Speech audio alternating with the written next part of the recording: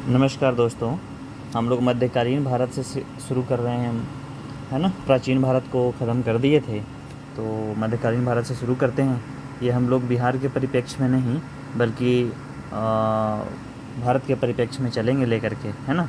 तो क्वेश्चन ये जरूर पूछता है कि भारत में पहला मुस्लिम का आक्रमणकारी कौन था, है ना। क्योंकि जब मुस्लिम का आक्रमण हुआ वहीं से मध्यकालीन भारत की शुरुआत होती है ना। उससे पहले हम लोग प्राचीन भारत को देखते हैं। तो सबसे पहला मुस्लिम आक्रमणकारी कौन था? तो 712 एडी में मोहम्मद बिन कासिम। तो जानते हैं मुस्लिम आक्रमणकारी किधर से आता था। मान लीजिए ये कश्मीर है ना, तो ये इधर से ही आता था, सिंध एरिया से, है ना। ये पूरा पाकिस्तान का एरिया है, तो पाकिस्तान में ये बलूचिस्तान हो गया, सिंध हो गया, पंजाब हो गया, है ना, खैबर पख्तूनवा हो गया, ठीक है। ये 4 भाग प्रांत में बटा हुआ है पाकिस्तान। तो ये सिंध एरिया से अपना भारत में अटैक करता था, ठीक है। क्योंकि जो भी होते थे अटैक करे वो कहाँ के थे? अरब के। अरब मतलब क्या है? सऊदी अरब हो गया, यूएई हो गया। यूएई मतलब वही दुबई वगैरह, फिर कुवैत को, ये सब जितना भी है वो अरब है ना। तो अरब अरब से ही आता था। नहीं तो कौन? ये सब ये तुर्की वाले लोग आते थे, है ना, सेंट्रल सेंट्रल एशिया से, ठीक है। तो ये चीज़ें हैं। तो पहला मुस्लिम आक्रमणकारी पूछता है तो मोहम्मद बिन कासिम, ठीक है। तो चूँकि ये लोग अरब से आ रहे हैं, तो अरब का भाषा क्या था? उन लोग का भाषा था फारसी, है ना। तो इन लोग फारसी ही बोलते थे, है ना। अम, तो अरब जब भारत पे आक्रमण किया तो उसका क्या परिणाम हुआ? परिणाम ये हुआ कि भारत में, है ना, व्यापक रूप से इस्लाम का प्रचार प्रसार हुआ, है ना। इस्लाम का प्रवेश भारत में व्यापक रूप से हो गया, ठीक है। हिंदू शब्द का पहला प्रयोग किसने किया था? अरब लोग ने ही। अरब लोग ने ही हिंदू शब्द का प्रयोग किया था, ठीक है। भारत में और क्या हो गया? खजूर की खेती होने लगी, क्योंकि अरब में जंगल है, ये सब, सॉरी जंगल कह रहे हैं, रेगिस्तान है, उधर खजूर की खेती खूब होती है। तो खजूर की खेती भारत में शुरू हो गई। याद करने का चीज़ नहीं, समझने का चीज़ है। भारत में ऊँट का पालना भी शुरू हो गया, है ना, ऊँट पालन शुरू हो गई, ठीक है। भारत की धन संपत्ति के बारे में विदेशी लोगों को पता चल गया कि भारत में कितना धन संपत्ति है। तो जिससे यही लालच जो है ना, और लोगों को भारत में आकर्षित किया आक्रमण करने के लिए, है ना। तो ये सब महत्वपूर्ण बिंदु है जिसको आपको ध्यान में रखना है। इसी के परिप्रेक्ष्य में हम लोग पढ़ेंगे, ठीक है। यानी और ये भी चीज़ पता चला क्या, कि भारत में कोई एक सेंट्रलाइज सत्ता नहीं है ना। यानी केंद्रीकृत केंद्रीकृत शासन नहीं है ना। सेंट्रलाइज मतलब क्या हुआ कि यहाँ एक राजा बैठा हुआ है और ये राजा पूरे भारत पे शासन कर रहा है ना। यहाँ क्या था कि मान लीजिए ये पूरा भारत है, तो ये हो गया मराठा, ये हो गया कोई और, ये हो गया कोई और, ये हो गया कोई और। इसको आक्रमण किया अगर विदेशी लोग, तो ये सहायता के लिए नहीं जाएगा, क्योंकि इसका तो अलग है। तो यही चक्कर है। यानी एकता का अभाव था, केंद्रीकृत सत्ता का अभाव था। यानी सत्ता सेंट्रलाइज नहीं थी, डिसेंट्रलाइज थी। सब अपने छोटे छोटे प्रांत में बटा हुआ था, है ना। एक दूसरे से लड़ मर रहे थे। तो ये सब चीज़ें विदेशियों को पता चला, तो क्या लगा कि हम आक्रमण करके जीत सकते हैं, धीरे धीरे करके जीत लेंगे। ये चीज़ें हैं, है ना। भारत के बारे में विदेश कितना पैसा ये भी पता चला, तो जिससे और लोग आकर्षित हुए, है ना। तो यानी यहाँ पे क्वेश्चन हम लोग क्या देखेंगे? पहला क्वेश्चन ये बनेगा कि आपको भारत में पहला मुस्लिम आक्रमणकारी कौन था? तो मोहम्मद बिन कासिम। तो ये डेट तो पूछेगा नहीं, डेट आपको याद करने का कोई भी ज़रूरत नहीं है, ठीक है। चलिए अब पढ़ते हैं हम लोग महमूद गजनी या महमूद गजनवी, ठीक है। महमूद गजनी या महमूद गजनवी, जो भी कहिए, ठीक है।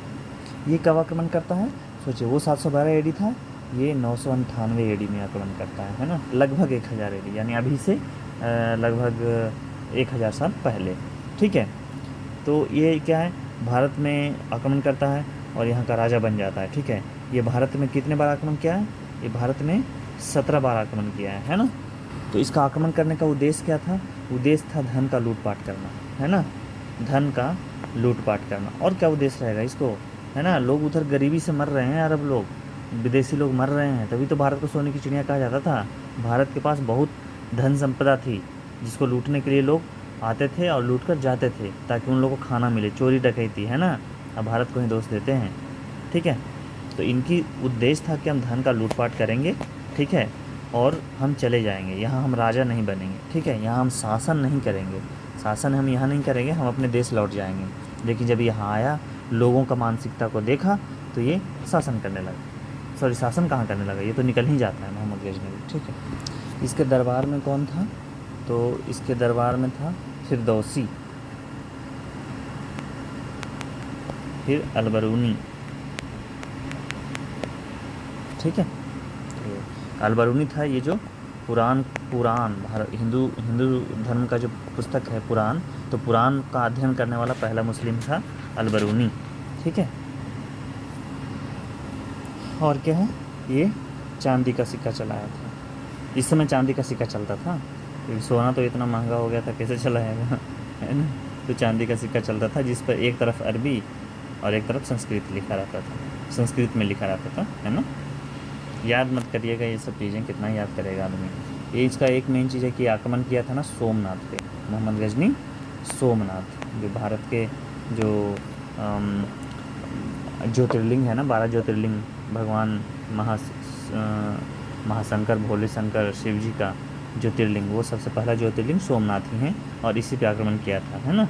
तब किया था 1025 से 26 AD के समय लगभग किया होगा। ठीक है। तो ये भारत पे 17 बार आक्रमण किया था ना, तो सबसे ज़्यादा बार तो यहीं किया था, इसी को लूटा था, क्योंकि सोमनाथ मंदिर में बहुत ज़्यादा ही धन संपदा थी, है ना। लोग सब लुटेरा लोग था। ठीक है। इसकी मृत्यु 1030 में हो जाती है। ये ख़त्म करिए, बस ये मैं पूछता सोमनाथ पर किसने आक्रमण किया, तो ये महमूद गजनी। ठीक है। इतना इस सब के बारे में पढ़ के क्या करेंगे। ठीक है। अब देखिए दूसरा, मोहम्मद गौरी।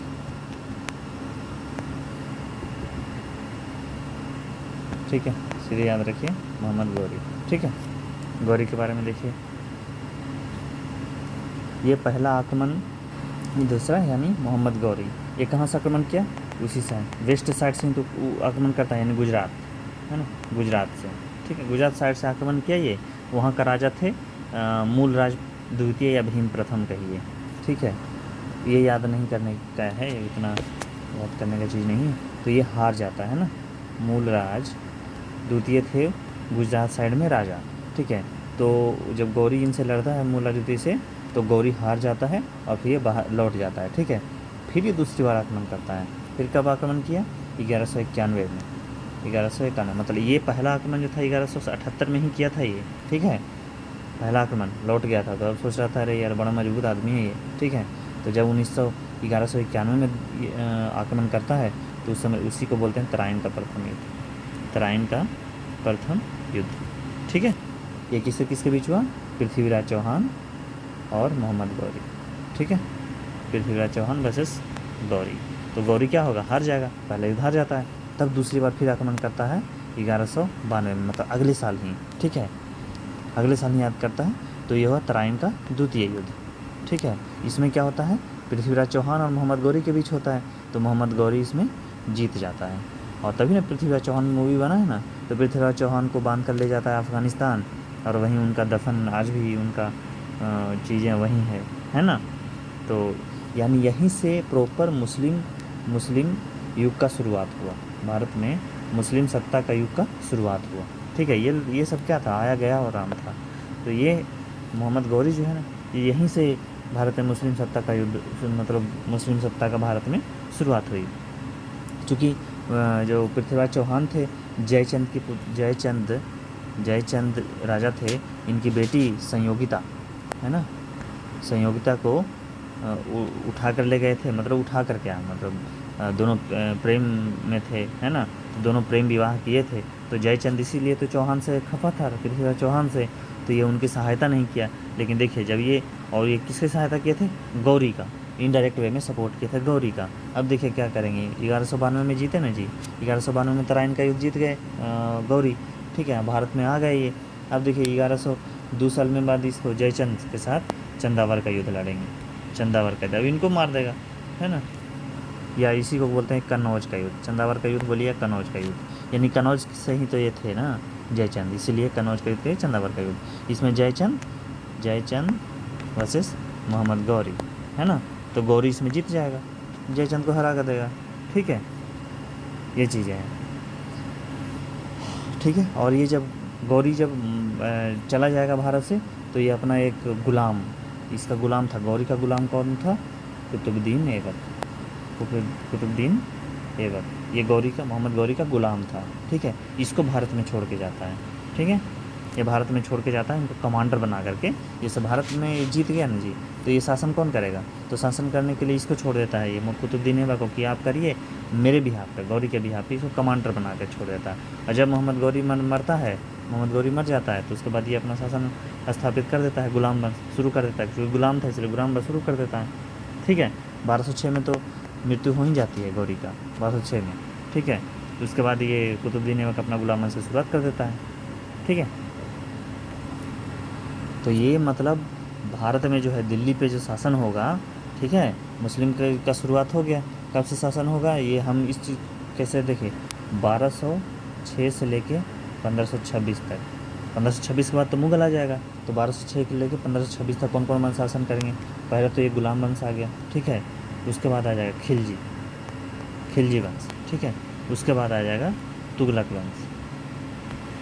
वंश, उसके बाद आ जाएगा सैयद वंश, और उसके बाद आ जाएगा लोदी वंश। ठीक है, सबसे कम समय तक कौन से वंश ने शासन किया, तो सबसे कम समय तक इस वंश ने, खिलजी वंश ने शासन किया।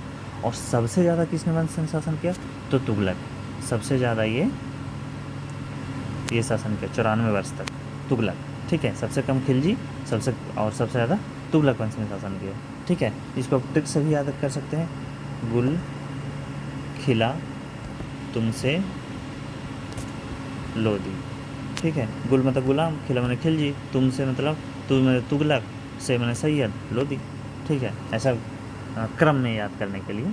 ठीक है, तो चलिए हम लोग गुलाम वंश की शुरुआत करते हैं। गुलाम वंश, ठीक है, तो गुलाम वंश की शुरुआत कब हुआ, क्योंकि 1206 में गौरी मरा, तो 1206 में ही शुरुआत होगा गुलाम वंश, तो 1206 में गुलाम वंश से शुरुआत हो गई। याद करने का कोई चीज़ नहीं है। ठीक है, ये सब अब नहीं पूछना, पहले पूछता था 1206 से 1526 तक। ठीक है, ये कुतुबुद्दीन ऐबक, इसको हम ऐसे लिखेंगे, कुतुबुद्दीन ऐबक। ठीक है, इसको उपाधि भी दिया गया, तो उसका उपाधि क्या था, लाख वक्स। ठीक है, यानी लाख वक्स मतलब होता है उदार दिल वाला था भी नहीं और लिखता है कैसे, उदार दिल वाला मतलब करुणामयी व्यक्ति है ना, जो मतलब दानी व्यक्ति, बहुत दान करता हो, लेकिन ऐसा कुछ था नहीं यार ये सब। ठीक है, या इसको एक और था कुरान एवं, याद मत करिएगा, लाख वक्स। ठीक है, ये पूछता है लाख वक्स, तो ठीक है ये देख लेंगे।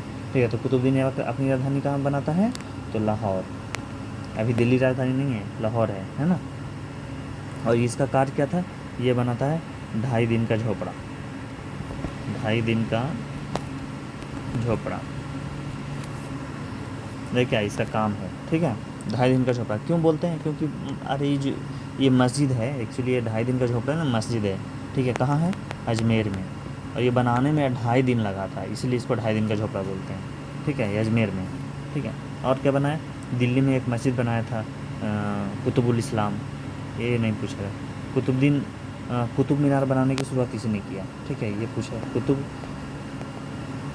कुतुब मीनार दिल्ली में है ना, इसकी शुरुआत इसने किया था। ठीक है, कुतुबुद्दीन ऐबक आया, लाख वक्स इसको बोलते हैं, राजधानी लाहौर, 2.5 दिन का झोपड़ा बनाया, कुतुब मीनार की शुरुआत बनाने का शुरुआत इसने किया। ठीक है, 1210 में इसकी मृत्यु हो जाएगी चौगान खेलते समय। इसको बोलते हैं चौगान, मतलब पोलो। ठीक है, घोड़ा पे नहीं, घोड़ा पे चढ़ करके बॉलवा को मारता है, वही हो गया पोलो। और क्या, ये सब चोचला है ये सब लोगों का। ठीक है, और देखिए अब क्या है, जब ये मर जाएगा तो ये कितना 1210 में मरेगा ना। ठीक है, तो ऐबक का गुलाम था साला, इन लोग का ना गुलाम रखने का आदत हो गया है। ठीक है, ऐबक का एक गुलाम था, इसका गुलाम, और ये अपना गुलाम को ही दामाद बना लिया था। सोच लीजिए, इसका जो गुलाम था यही दामाद था। ठीक है, गुलाम कहिए या दामाद कहिए, ऐबक का गुलाम कहिए या दामाद कहिए, नाम था इसका इल्तुतमिश। ठीक है, इल्तुतमिश, या फिर क्या था, कमांडर या सेनापति। देखिए इसको मतलब गुलाम भी है इसका, ऐबक का दामाद भी उसको बना लिया है, और ये सेनापति भी बना है। जिस समय ये ऐबक शासन कर रहा है उसमें सेनापति भी है, उसी को बोलता था ये लोग कमांडर, जो भी कहिए, जो भी था ये इल्तुतमिश। ठीक है, तो चूँकि इल्तुतमिश का दिल्ली में एक कमांडर है, सेनापति है, तो दिल्ली में दिल्ली एरिया में एक कमांडर था इल्तुतमिश, ठीक है, दामाद ये दिल्ली एरिया में कमांडर था। दिल्ली में बहुत सपोर्ट था इल्तुतमिश का, बहुत लोग जानते थे, क्योंकि भाई जिस एरिया में सेना रहेगा, कमांडर रहेगा, उसी लोग एरिया के लोग जानेंगे ना। अब राजधानी लाहौर है, तो लाहौर में ऐबक बैठा हुआ है, लेकिन जितना भी शासन करने का है तो सब जगह थोड़े ये शासन कर रहा है, अपना आदमी बैठा हुआ है। तो इल्तुतमिश को यहाँ बैठा हुआ था, जो इसका रिलेशन में क्या था, दामाद लगता था। और क्या था, इसका गुलाम भी था ऐबक का। और क्या था, अपने सेना का सेनापति भी बनाया हुआ था, कमांडर बनाया हुआ था। कहाँ का बनाया हुआ था, तो दिल्ली एरिया का। तो दिल्ली में इसको बहुत सपोर्ट है, ठीक है। अब देखिए ऐबक जो है, ऐबक का एक बेटा है, बेटा का नाम था आराम शाह, ठीक है, ये है इसका बेटा, ये है दामाद इल्तुतमिश, ठीक है। तो अब दोनों लड़ेगा नहीं जी, 1210 में मृत्यु हो गई तो दोनों लड़ेगा। और क्या हुआ, क्योंकि राजधानी लाहौर थी, तो लाहौर में आराम शाह को जानता था कि भाई आराम शाह बेटा है इसका, तो ये ना राजा बनेगा।